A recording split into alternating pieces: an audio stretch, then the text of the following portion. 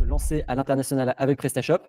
Donc l'idée, c'est de passer un moment à peu près 15-20 minutes pour qu'on vous présente comment on s'est lancé à l'international avec Macoq, qu'on discute un petit peu de comment ça se passe dans PrestaShop. Et après, surtout maximiser le temps d'échange. Je pense que la présentation va durer 15-20 minutes et après, on peut avoir quelques dizaines de minutes d'échange sans problème. Donc, pour me représenter rapidement, moi je suis Anatole, le fondateur de Macoq, une entreprise que j'ai lancée en 2012. C'est une petite entreprise familiale, on est une dizaine de personnes, on fait à près 2,5 millions de CA par an. On fait près de 12 000 commandes par mois, pas mal de visiteurs. On est présent dans pas mal de pays d'Europe, mais je vous en reparlerai après. Mais surtout, vous êtes là pour ça et je voudrais juste vous présenter en fait comment, avec Macoq, on a réussi à générer 300 000 € par an grâce à l'international. Et l'idée, c'est de vous donner les clés pour refaire pareil sur vos boutiques. Donc d'abord, rapidement, pourquoi l'international? Bon, vous savez qu'on est dans un contexte assez compliqué économiquement. On a des hausses de coûts d'acquisition, on a l'inflation qui est très présente. Donc l'international, ça peut être un vrai relais de croissance pour vous. La possibilité aussi de structurer votre entreprise. Par exemple, si vous avez une perte de chiffre d'affaires en France, vous pouvez la combler avec d'autres pays européens sur lesquels vous allez potentiellement avoir de la croissance. Et c'est un réel avantage compétitif par rapport à vos concurrents. Et surtout, vous voyez, je vous ai mis deux petites stats. 75% des acheteurs préfèrent acheter dans leur langue maternelle et carrément 40% déclarent ne jamais acheter en ligne dans une autre langue que leur propre langue. Donc c'est quand même énorme et c'est un potentiel de clients à aller chercher. Donc nous, chez Macoq, on l'a lancé en 2022, 10 langues en propre, sous le nom de Dili. Donc on s'est lancé aux Pays-Bas, en Italie, en Espagne, au Portugal, en Finlande, en Suède. Tout ça, c'est sur Dili.com. Et après, je vous expliquerai un petit peu comment on a fait sur les différents noms de domaine. Donc nous, c'est Dili pour l'international, Macoq pour la France. On a décidé de lancer uniquement en SEO, donc sans coût d'acquisition, uniquement du SEO. Et aujourd'hui, comme je vous disais, on est plutôt à plus de 300 000 € par an de CA annuel grâce à l'international. On vous a mis quelques pays qui performent le plus, notamment le Portugal qui a été une réelle surprise pour nous. Donc, comme vous le voyez, on passe de 40 000 en 2021 à 385 000 en 2024 juste en ayant mis l'international, donc ce qui est assez ouf. Sur PrestaShop, vous pouvez vous poser sûrement la question de comment on se lance, comment ça fonctionne dans PrestaShop. Donc, tout d'abord, il faut vraiment comprendre la différence entre multilangue et multiboutique. Donc, c'est les deux modes que vous avez à votre disposition pour l'international dans Presta. Donc, le multilangue, c'est uniquement de la traduction de vos contenus. C'est, on va dire, le mode un peu light pour traduire juste les contenus et se lancer facilement. Alors que le multiboutique, ça va être un mode beaucoup plus avancé. Vous allez avoir des stocks séparés, vous allez avoir des prix qui sont différents, des méthodes de paiement qui peuvent varier en fonction des pays. C'est vraiment le mode le plus complet dans PrestaShop pour se lancer à l'international. Nous, on vous recommandera plutôt ce mode-là parce que c'est plutôt une vision long terme de l'international et ça vous permet après, le jour où vous avez envie de lancer en propre un pays, c'est-à-dire avoir un entrepôt, de pouvoir tout gérer dans le pays. Et techniquement, ce n'est pas beaucoup plus compliqué. Donc, en tout cas, nous, on recommande beaucoup plus le multiboutique. Deuxième brique importante, le SEO multilingue. Donc déjà, il y a 3 piliers importants. Le premier pilier, c'est d'avoir des URL qui sont différentes par langue. C'est-à-dire que vraiment, vous allez devoir avoir des contenus qui ne sont pas un mixte entre du français et de l'international. Sinon, vous risquez d'avoir des pénalités auprès de Google. Donc, il faut vraiment un nom de domaine, un répertoire ou un sous-domaine par pays. Donc, il n'y a pas de meilleure manière que d'autres. Nous, on vous recommande plutôt d'avoir un domaine dédié. Ça vous permet vraiment d'isoler au niveau des analytics beaucoup plus précisément les datas. Et aussi, si vous avez un jour envie de faire des campagnes d'affichage dans le métro espagnol, ça sera beaucoup mieux d'avoir votre nom de domaine .es s'il est disponible, plutôt que votre nom de domaine .com/es. Donc, c'est le best. Après, nous, chez Macoq, on a fait le choix de faire un mixte de tout ça parce qu'on n'avait pas forcément les noms de domaine disponibles. Donc, par exemple, pour la Suède, c'est dili.com/se. Et pour l'Espagne, nous, on a fait le choix de partir sur dili.es. Donc, c'est un petit peu à vous de voir. L'idéal, ça reste le domaine dédié. Après, le deuxième pilier, c'est d'avoir des balises hreflang. Donc, vous pouvez un petit peu voir ce que c'est que la balise hreflang sur le screen qui est en bas à droite. C'est en fait des méta, comme une meta title, que vous allez mettre automatiquement. En fait, c'est intégré dans PrestaShop, qui vont en fait permettre de définir pour les moteurs de recherche et Google, les différentes alternatives de langue que vous avez pour une URL. C'est-à-dire que votre produit en français, vous allez indiquer automatiquement à Google dans quelle langue il faut qu'il aille crawl le contenu. Donc, c'est hyper important que ça soit bien fonctionnel pour être sûr que vous n'ayez pas du duplicate content et que vous soyez pénalisé par Google. Donc, comme je vous le disais, c'est automatiquement mis en place sur PrestaShop, mais ça nécessite quand même de bien vérifier la configuration pour être sûr qu'il n'y a pas de problème. Il y a plein d'outils en ligne qui vous permettent de vérifier les hreflang. Vous tapez sur Google hreflang tester online, quelque chose comme ça, et vous les trouverez. Mais c'est hyper important. Et vous le voyez, nous, on a par exemple macoc.com, donc ça c'est pour le FR. Vous voyez que par exemple, on a aussi ouvert la réunion récemment, macoc.re, et on indique en fait, alors que c'est deux contenus en français, on indique réellement qu'il y a une alternate français FR-RE, et on a indiqué également chaque pays. Donc chaque zone de livraison que vous allez ouvrir, c'est important d'en faire une balise hreflang. Et enfin, le troisième pilier important, c'est de bien traduire les métadonnées. Donc ça, souvent, quand on se lance dans la traduction, on a tendance à traduire son site, on est content, mais on oublie de traduire tous les métadescriptions, title et autres. Et ça, pour Google, ça peut être vraiment pénalisant parce qu'il ne va pas savoir si le contenu il est réellement en français, réellement en anglais, etc. Donc c'est hyper important de bien vérifier que 100% de votre site soit bien traduit. Donc il y a une autre brique en fait qui est le paiement. Donc c'est hyper important déjà d'afficher la bonne devise à vos clients. Donc ça c'est assez basique, mais c'est important de le souligner. Par exemple au Royaume-Uni, c'est important d'afficher le livre plutôt que l'euro. Donc ça peut se configurer dans PrestaShop, c'est assez simple. Vous avez dans le panneau de devises, vous avez la possibilité de choisir la devise à afficher en fonction du pays. Donc ça c'est assez important à setup dans PrestaShop. Après, nous, on va vous conseiller de vraiment passer avec un spécialiste du paiement à l'international, en tout cas avec un PSP qui propose plusieurs modes de paiement par pays, donc les paiements locaux. C'est-à-dire qu'en Belgique, comme vous le savez peut-être, ils utilisent beaucoup Bancontact.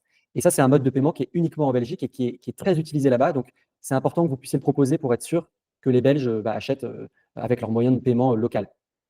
Donc ça, en fonction des pays, ça peut vraiment varier. Par exemple, Klarna aux Pays-Bas, vous avez Bancomat en Italie. Voilà, il y a plein de modes de paiement. Donc, il faut que vous trouviez le bon PSP qui propose ces paiements-là. Donc, pour PrestaShop, il y a Payplug qui en propose, il y a Molly, il y en a plein d'autres. N'hésitez pas à les solliciter pour votre projet à l'international pour qu'ils vous conseillent les bonnes méthodes de paiement. Et enfin, c'est important aussi d'activer la conversion des devises en automatique dans PrestaShop. En fait, ça va vous permettre si vous avez des prix différents, en tout cas sur chacun des pays et des devises différentes, ça va vous permettre d'être sûr que vous ne perdez pas d'argent dans certaines devises. Alors nous, on a eu une mauvaise expérience, par exemple, sur Macoc, quand on a lancé la Suède, en fait, ils ont la couronne suédoise et on n'avait pas activé l'option, ce qui fait que en fait, c'est à peu près la conversion, c'est x10. C'est-à-dire que près 20 euros, c'est 200 couronnes suédoises, si je dis pas de bêtises. Et nous, en fait, on s'est retrouvé avec des clients qui achetaient des commandes pour 4 ou 5 euros parce que la devise était mal convertie. Donc, c'est important que vous veilliez à ce que chaque pays que vous ouvrez soit dans la bonne devise et surtout avec le bon taux de change. Maintenant, quelle solution vous auriez pour la traduction? Donc d'abord, pour la traduction dans PrestaShop, il y a 3 zones en fait où vous allez pouvoir traduire vos contenus. Donc la partie contenu, ça va être vos fiches produits, catégories, c'est des contenus qui vont être régulièrement mis à jour par vos équipes. Donc dès que vous allez sortir des nouvelles collections de produits, de catégories, d'articles de blog. Ça, c'est des traductions assez standards dans PrestaShop. C'est ce qu'on voit donc en front, vous voyez t-shirt imprimé Colibri, les différentes catégories, etc. Et dans le back-office, vous aurez un petit sélecteur de langue où vous aurez juste la possibilité de changer les textes en fonction de la langue. Ça, c'est des contenus, comme je vous disais, qui sont importants de traduire. En fait, comme c'est des nouveaux contenus, vous en ajoutez souvent des nouveaux produits, par exemple, c'est important de régulièrement les traduire et de veiller à ce que les derniers produits ou les derniers articles de blog soient constamment parfaitement traduits. Il y a aussi les traductions internes. Donc ça, c'est le plus gros bloc dans PrestaShop. Vous allez pouvoir voir ça, c'est dans le volet international traduction. Et dans ce volet-là, vous allez pouvoir traduire toute la partie thème, module natif, PrestaShop. Donc en fait, vous avez notamment des packs de langues pré-implémentés dans PrestaShop avec des traductions déjà faites. Par exemple, accueil, ajouter au panier, mon compte. Ça, si vous voulez les personnaliser, vous pouvez. Mais en tout cas, c'est pré-traduit par PrestaShop. Vous avez aussi les emails qui sont pré-traduits. Vous avez certains modules. Et vous avez aussi les modules que vous avez installés sur l'add-on Marketplace de PrestaShop qui utilisent les fonctionnalités internes de PrestaShop. Ça, c'est parfait. Vous pouvez les configurer et les traduire à cet endroit-là dans PrestaShop. Vous avez aussi les traductions externes. Donc ça, c'est un petit peu plus complexe. Ça va être les traductions qui n'utilisent pas le fonctionnement de PrestaShop. Donc ça peut être par exemple des blocs HTML que vous avez mis dans vos différents modules. Ça peut être des modules qui ne suivent pas les normes de PrestaShop en termes de traduction. Donc vous allez devoir rentrer dans le module et faire les traductions à la main. C'est aussi le cas pour certains builders comme Elementor, Creative Element, PrettyBlock, où là, ils ne suivent pas le système de traduction dans PrestaShop. Donc vous allez, dans chaque bloc, devoir les traduire à la main. C'est vraiment ces 3 zones dans PrestaShop, là où toute la traduction se fait, donc externe, interne, et les contenus directement dans PrestaShop. Donc, nous, on a voulu, en fait, en 2022, lancer l'international sur Macoc. Et on a commencé par installer des modules et en fait, on voyait que ça traduisait pas totalement le site. On avait des blocs qui étaient pas traduits, on avait des bugs. Donc on a essayé de trouver une solution, on n'en a pas trouvé en fait. Donc on a commencé à développer nous-mêmes une solution pour Macoc et on a pu ouvrir en 2022 10 pays. Ça a tellement bien marché qu'on s'est dit: «C'est pas possible, il faut absolument, le proposer aux autres marchands PrestaShop». Et c'est pour ça qu'on a décidé de lancer Reversia, une solution dédiée à PrestaShop pour la traduction, de votre boutique. On l'a co-construite, cette solution avec, quelques marchands qui ont testé la bêta pendant 1 an et on l'a lancée là l'année dernière. On est hyper content parce qu'on a une quinzaine de clients qui ont signé et ça fonctionne super bien. Nous, notre différence, c'est qu'on va traduire 100% de votre PrestaShop. On va aller faire un vrai travail d'orfèvrerie. On va aller voir vos modules, les intégrer à Reversia pour être sûr que, notamment les traductions externes dont je vous parlais précédemment, vont être parfaitement traduites. Donc pour le fonctionnement, c'est assez simple. On va récupérer l'intégralité, comme je vous disais, de vos contenus, donc fiches produits, catégories, caractéristiques, toutes les parties SEO, tous les traductions custom de vos modules, de vos builders type Elementor et Creative Elements. On va tout récupérer et le traduire avec de l'IA et notre propre moteur SEO qu'on a fait nous-mêmes pour les besoins de Reversia. On va tout centraliser donc dans un back-office externe sur lequel vous allez pouvoir piloter toute la traduction. Vous allez pouvoir mettre vos propres règles. C'est-à-dire que, par exemple, si vous avez des collections que vous ne souhaitez pas traduire ou des noms de marques, tout ce que vous ne voulez pas traduire, par exemple, vous pouvez mettre des règles. S'il y a des choses, par exemple, que vous voulez traduire d'une certaine manière, vous allez pouvoir le faire.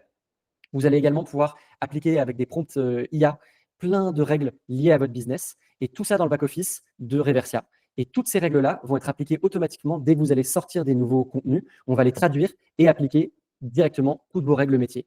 Donc ça vous permettra à la fois de traduire 100% de votre boutique, mais en plus d'avoir un niveau de traduction professionnel et qui correspond à votre besoin en marque. Vous allez par exemple pouvoir, si vous avez une marque qui utilise le tutoiement, vous pourrez appliquer des prompts pour forcer l'IA à faire que la traduction soit en tutoiement. Donc, c'est ce qu'on a lancé l'année dernière et ça fonctionne bien. Là, si ça vous va, on peut faire une petite démo. Je vais laisser Jean vous faire ça. Alors, Jean, est-ce que tu peux partager ton écran? Oui. Hop. Alors normalement là tout le monde voit. Hop. Alors donc ça c'est Est-ce que vous voyez notre tous back office. l'écran ou pas de Jean? Je pense qu'on est bon. Attends, je vais me mettre aussi dessus. OK. Ouais, c'est Ouais, bon, OK. Tout le monde voit il y ton a écran. tout OK.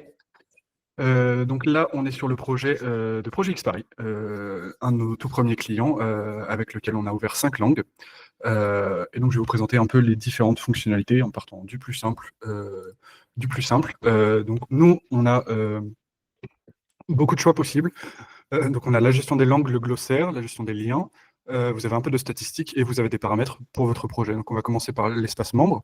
L'espace membre, il sert à faire venir toute votre équipe sur Reversia pour que vous ayez une gestion des traductions qui soit complète. Vous avez la possibilité d'ajouter vos développeurs, des membres classiques. Vous pouvez aussi ajouter le rôle le plus important, qui est le responsable pays.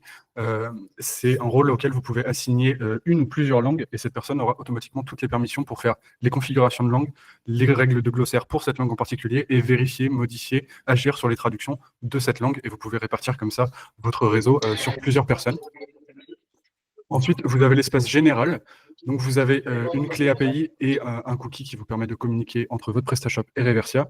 Et vous avez un contexte de traduction qui est associé à toutes les traductions effectuées par Reversia pour vraiment développer la traduction vers quelque chose qui vous correspond par défaut, même quand il y a très peu de contexte dans le contenu qu'on va traduire. Ensuite, on a la gestion de liens. Ça, c'est tout ce qui concerne les liens marqués en dur dans votre PrestaShop. Donc, ça va être des liens dans des textes HTML, des contenus, par exemple, Elementor et tout ça, où vous avez des liens absolus à mettre qui ne sont pas liés à des ressources PrestaShop. Nous, automatiquement, on va aller les récupérer, aller vérifier les versions alternatives et ensuite les mettre à Reversia pour que quand nous effectuons la traduction, on remplace automatiquement ces liens pour garder tout votre maillage dans les différentes langues sans qu'on puisse passer de l'espagnol au français parce qu'il y a un lien qui n'a pas été traduit. Et ben nous, on fait ce travail-là en permanence et c'est régulier, il y a des crawls tous les jours pour vérifier ça. On a aussi l'espace glossaire qui permet d'influer sur vos traductions avec plusieurs types de règles. On a les règles toujours traduire par. Ça va être pour forcer une traduction pour un certain terme ou un certain mot pour lequel vous savez que l'outil ne fait pas la bonne traduction. Vous pouvez le forcer sur une ou plusieurs langues, un terme par un autre terme. Ensuite, vous pouvez ne jamais traduire certains termes, ça va être plus pour les noms un peu propres, comme par exemple Black Friday, des soldes particuliers ou vraiment des noms de collection qui doivent rester tels qu'ils sont. Vous pouvez, encore une fois, pareil, le mettre sur une ou plusieurs langues. Et vous avez en dernier le prompt. Ça, c'est pour ajouter des règles ou du contexte pour certaines traductions en particulier. Pareil, une ou plusieurs langues. Et vous avez en plus la possibilité d'ajouter des filtres. Ça, c'est pour être encore plus précis. Vous pouvez associer, par exemple, un prompt à tous les produits ou seulement certains produits. Ou du coup, ça vous permet de cibler vraiment particulièrement une ressource ou plusieurs pour que votre traduction soit vraiment parfaite. Et en dernier, du coup, vous avez la gestion de vos langues. Donc la configuration des langues, c'est tout simple. Il y a toujours une boutique cible avec une ou des langues cibles, puisque nous, on gère le multiboutique et le multilangue. Et ensuite, vous avez toute la catégorisation des ressources qui sont gérées par Reversia, sur lesquelles vous pouvez influer en configurant directement, si vous voulez que ce soit actif, désactivé, ce que vous voulez traduire. Et on a aussi un mode expert pour ceux qui ont déjà partiellement traduit leur boutique. Vous pouvez choisir d'ignorer certains contenus, soit à tout jamais, soit seulement jusqu'au prochain changement qui sera détecté par Reversia. Et à partir de ce moment-là, Reversia le prendra en charge.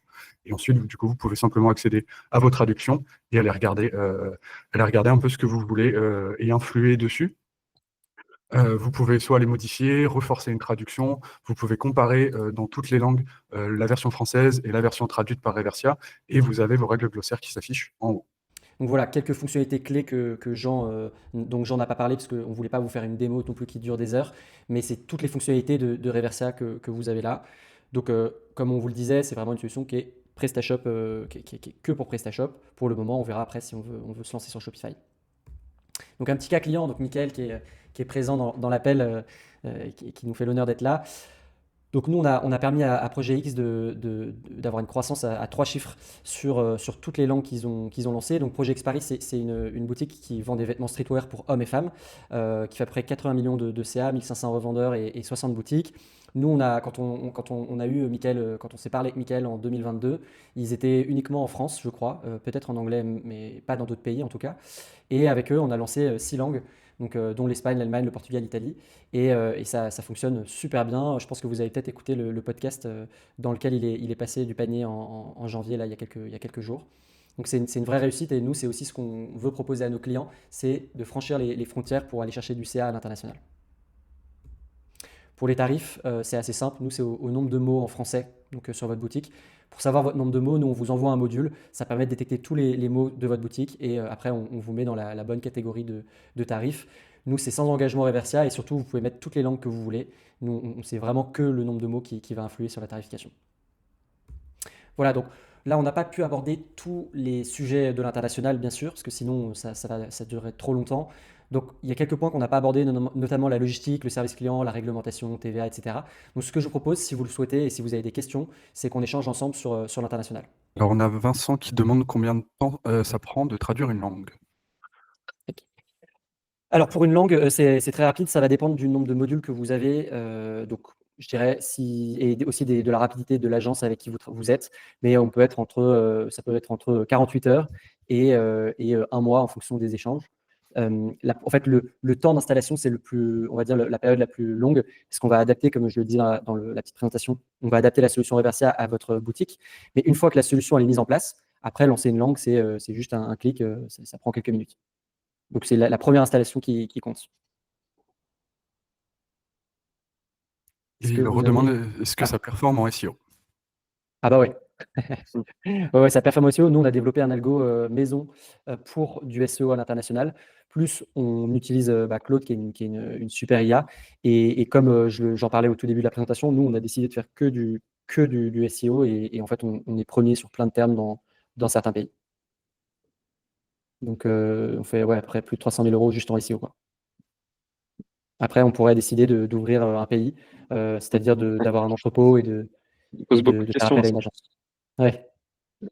Est-ce qu'il y a Non, d'autres questions? par Ouais. contre, Anatole, si je peux prendre la parole 2 secondes. Ouais, avec Ce qui plaisir. est intéressant, en plus, en position de e-commerçant, parce que c'est vrai qu'on a pas mal co-construit la solution avec vous.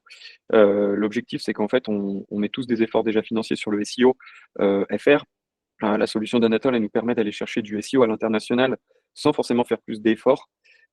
Et aujourd'hui, avec l'augmentation des coûts d'acquisition qu'on peut avoir sur les leviers payants, c'est vrai que l'organique est important. Et là, la stratégie que vous avez sur le SEO FR, allez automatiquement bénéficier avec la traduction automatique de Revertia. Donc en fait, Anatole, en fait, c'est un peu la preuve de ce qui s'est passé sur Macoc avec une stratégie SEO FR dupliquée dans des langues qu'on ouvre où tu fais quasiment 400 000 euros de business avec un investissement qui est moindre, hein, parce qu'on parle quand même en fonction du catalogue, on a un catalogue qui est quand même conséquent, c'est quelques centaines d'euros par mois versus du business qu'on va générer, donc c'est quand même intéressant de le déployer. L'autre point aussi qui est important, et c'était le cas chez nous, on était de petites équipes, alors je ne sais pas si vous êtes plus nombreux chez vous, mais nous, l'ambition, c'était d'être capable, avec la même équipe, de gérer, de s'exporter, sans nécessairement nous ajouter du travail supplémentaire. Donc là, en fait, c'est Revertia qui va passer toutes les heures quasiment, et qui va nous dupliquer le site. Nous, on l'anime qu'en français, le site, et en fait, tout le contenu ensuite s'auto-duplique, les liens, parce que c'est quand même assez magique, les liens de redirection s'adaptent en fonction des langues, tout le contenu qu'on fait, parce qu'on a une partie blog, également dupliqué dans les différentes langues de destination et adapté. Et le dernier point que je dirais, c'est qu'au départ, parce qu'il y en a peut-être qui travaillent déjà avec du Google Translate ou du DeepL, au départ, Reversia était adossé un peu à DeepL, mais on a vu une vraie augmentation de la qualité de la traduction depuis le passage avec le nouvel algorithme et le prompt aussi renforcé sur le persona, quel marchand. Donc on n'a pas du tout la même qualité qu'avec du DeepL. Voilà, c'est ce que je voulais un petit peu ajouter pour resituer le contexte s'il y avait des questions sur ces volets-là. Merci, Mickaël. Et du coup, il y a 3 questions en attente. Il y a Grégory qui a demandé si c'est possible de faire de la traduction en one-shot. Alors, en fait, traduire one shot, c'est possible. Le seul truc, c'est qu'on sous-estime souvent le fait qu'il y ait plein de nouveaux contenus, d'articles de blog, etc. Donc, ça n'aurait pas beaucoup de sens. Et il faudrait le refaire à la main à chaque fois. En fait, c'est quand même beaucoup, beaucoup de temps d'économiser que de le faire de manière automatique. C'est plusieurs heures à chaque fois. Et puis, surtout, il faut tout vérifier. Donc, le faire manuellement, c'est bien. Mais après, sur la durée, il y a un gros risque d'avoir un mélange de contenu français, de nouveaux produits qu'on a oublié de traduire. Et nous, on en voit plein chez plein de sites e-commerce qui viennent chez nous. Avant d'utiliser Reversia, ils se retrouvent avec des mélanges d'articles de blog non traduits, etc. Donc, nous, on ne vous le conseille pas forcément. Il y a une autre question de Adriana qui dit: Vous avez changé de nom de domaine pour votre expansion internationale. Comment avez-vous géré le défi de repartir de zéro en termes d'autorité? Ouais. Alors, ça va assez vite puisque on indique quand même, on a des gros backlinks donc sur Macoc, en dessous, on a des petits drapeaux et on a des énormes backlinks qui viennent de macoc.com. Donc, généralement, dès qu'on lance un nouveau domaine, généralement, au bout de 2 semaines, on a tout le site qui est indexé et on est déjà présent SEO très rapidement. Là, on a ouvert la Réunion, donc c'était sur un nom de domaine dédié et on commence déjà à être premier sur plein de termes, sur tout ce qui est coq, pour des Xiaomi par exemple, on est premier à La Réunion sur certains téléphones. Donc ça va assez vite quand on a une base déjà avec un bon trafic. Ensuite, on a Erwan qui demande quel est le positionnement versus Global E. Globally, c'est beaucoup plus complet en fait. Ils font pas que de la trad. Et d'ailleurs, je ne pense pas qu'ils aient une vraie bonne solution de traduction PrestaShop. En fait, on serait plutôt complémentaire à Globally. D'ailleurs, on va me mettre en relation avec eux bientôt parce que on est beaucoup plus complémentaires que concurrents avec Globally. Eux, ils vont faire toute la partie logistique, implémentation dans le pays, s'assurer que toutes les devises sont fonctionnelles. C'est plus un accompagnement, on va dire, global. Nous, on va s'occuper que de la traduction. Mais on va parfaitement le faire sur PrestaShop. Ensuite, il y a une question de Renaud qui demande la compatibilité avec PrestaShop 1.6, mais celle-là, je pense que je peux y répondre. On est compatible uniquement à partir de PrestaShop 1.7.6, sauf si votre version de PHP a été maintenue au-dessus ou égale à la version 7.2. Dans ces cas-là, on peut voir pour faire quelque chose. Mais sinon, la 1.6 est trop. Il y a eu trop d'avancement entre la 1.6 et la 1.7 pour qu'on fasse un module qui soit compatible pour tout le monde, puisqu'on essaye de garder quand même des standards de développement. Donc, le module deviendrait gigantesque s'il fallait gérer 10 ans de version. Donc, c'est 1.7.6, la minimum. Et ensuite, on a Erwan qui demande si tu recommandes des versions Belgique, Luxe et Suisse. Pour être sûr, Erwan, si tu recommandes de faire un site en propre pour la Suisse, la Belgique, et c'est ça? Oui. Ouais. Ça va dépendre. Nous, on a choisi de ne pas le faire, mais on l'a quand même fait pour La Réunion, parce qu'on a décidé d'ouvrir un petit entrepôt là-bas. Donc, si tu veux vraiment lancer le pays, si tu as envie d'avoir un branding ou tu as envie d'ouvrir une boutique en Belgique ou en Suisse, là, moi, je te le recommande à fond parce que tu vas avoir un côté très local. Les Suisses ou les Belges auront vraiment l'impression d'être sur un site de leur pays. Et même s'ils sont habitués à commander sur des sites français, si tu crois beaucoup en un pays, je te conseille de l'ouvrir. Ça peut faire peur, surtout d'un point de vue SEO en duplicate content. Nous, comme je le disais, on l'a fait avec La Réunion, donc ça fait quand même, on a gardé la langue française pour les deux et on n'a eu aucun problème de duplicate content. Donc si c'est bien fait avec les balisages hreflang dont je parlais dans le webinaire, si les balisages hreflang sont bien mis en place, il n'y a aucun souci, aucun risque pour la partie SEO en tout cas. Et après, oui, je le recommande d'un point de vue marketing si tu cibles le pays véritablement. C'est tout pour le moment, il n'y a plus d'autres questions. Est-ce qu'il vous reste des petites questions? On est tout bon. Anatole, c'est Vincent. Ouais, salut Vincent. Anatole, ouais, salut, merci pour la presse. Donc, moi aussi, je suis en 1.6. Je t'ai dit, le jour où je suis en 1.8, je signe direct. Ma question, c'est par rapport à donc, ton CA là, de 400 000 fait à l'étranger. On est d'accord que c'est du full SEO ou tu as eu d'autres actions marketing qui t'ont permis de développer ce CA à l'international? Non, c'est du full SEO. Ok. C'est du full SEO. Et après, nous, là, les prochains enjeux, ça va être de. Maintenant qu'on a quelques années d'expérience à l'international juste SEO, on va pouvoir aller cibler les pays qu'on veut vraiment ouvrir en propre, notamment par exemple le Portugal qui performe bien. On est en train de voir si ça vaut le coup d'ouvrir un petit entrepôt là-bas pour proposer de la livraison express. Donc là, on est en mode full SEO, mais un jour, si on souhaite cibler le Portugal, on va faire un entrepôt et après on va s'entourer d'une agence locale, une agence ads locale pour nous faire les campagnes. Ok, ouais, ce qui confirme que le tool, quoi, il est puissant parce que derrière, en plus, sur les coques, les choses comme ça, je pense qu'il y a de la concurrence même à l'international. Ouais. Et ensuite, moi, tu vois, dans ma stratégie, je ferai bien pour l'Allemagne, comme nous, on est à côté de l'Allemagne. Et après, est-ce que tu as fait repasser les textes par un natif ou quelque chose comme ça? Dans mon idée, tu sais, ça serait de se prendre un stagiaire pendant 3 mois, un natif allemand, typiquement, qui puisse repasser un peu, qui puisse faire du SEO par derrière, quoi. Ouais. Alors nous, on l'a fait, mais tu n'es pas obligé de le faire. On ne l'a pas fait pour tous les pays d'ailleurs. On a préféré le faire, on a pris des freelances pour chaque pays, on les payait à la journée. Enfin, globalement, c'était à peu près une journée de travail et ils s'occupaient de tout vérifier. Et ça, c'est vrai que ça permettait d'être sûr, en tout cas, ça nous a rassuré que le contenu était de bonne qualité. Et après, ils ont appliqué, tu vois, on montrait dans la démo, tu as un glossaire, ils ont appliqué des règles directement de ce qu'ils voyaient. Et globalement, ouais, c'était une journée de travail en free et c'est tout. Ok. Top, merci. Ouais, merci à toi. Il y a une autre question du coup de Empreinte Océane. Côté relation client, vous gérez comment? Traduction automatique de tickets par exemple?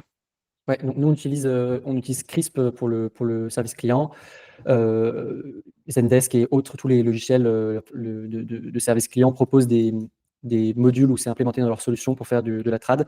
Nous, aujourd'hui, tout le service client, c'est que traduit par IA. Donc, c'est-à-dire qu'on rédige notre texte en français et on y répond en anglais. On a décidé aussi de masquer le téléphone sur les pays internationaux pour éviter de se retrouver avec des Italiens qui nous contactent. Donc ça, c'est un gros enjeu sur lequel on travaille pour essayer d'avoir un service client au téléphone auprès de toutes les langues qu'on a ouvertes. Mais au final, on leur répond par mail et ça passe très bien. Alors, on a Olivier qui dit vous avez déjà essayé avec des sites vendant des produits techniques. On a peur des approximations qui pourraient avoir pas mal d'impact pour les consommateurs. Ouais. Alors, on a quelques sites qui ont ces problématiques de produits très techniques. Oui, c'est possible. La seule différence avec un client avec un site plus standard comme Macoc, la seule différence sur du très technique, ça va être qu'il va y avoir un travail un peu plus important sur le glossaire pour définir vraiment les termes à pas traduire, conserver les noms des différentes techniques et différents outils ou autres collections. Donc ça, c'est un travail un peu plus important, mais ça se fait très bien. Ouais. On a quelques entreprises qui font, notamment dans le bâtiment, qui vendent des produits assez techniques. Ensuite, on a Adriana qui demande votre blog est géré via PrestaBlog ou un autre module? Avez-vous gardé le même pour l'international? Alors, sur Reversal, nous, on traduit PrestaBlog. Donc, on a Projet X, ils utilisent PrestaBlog et on le traduit. Et pour Macoc, nous, on utilisait un WordPress et on a décidé de le masquer pour les autres pays. Donc, on garde le blog que pour le français et on a désactivé le blog sur les autres pays. Bien sûr, plus tard, on essaiera de le traduire, mais pour l'instant, on a décidé de ne pas le faire.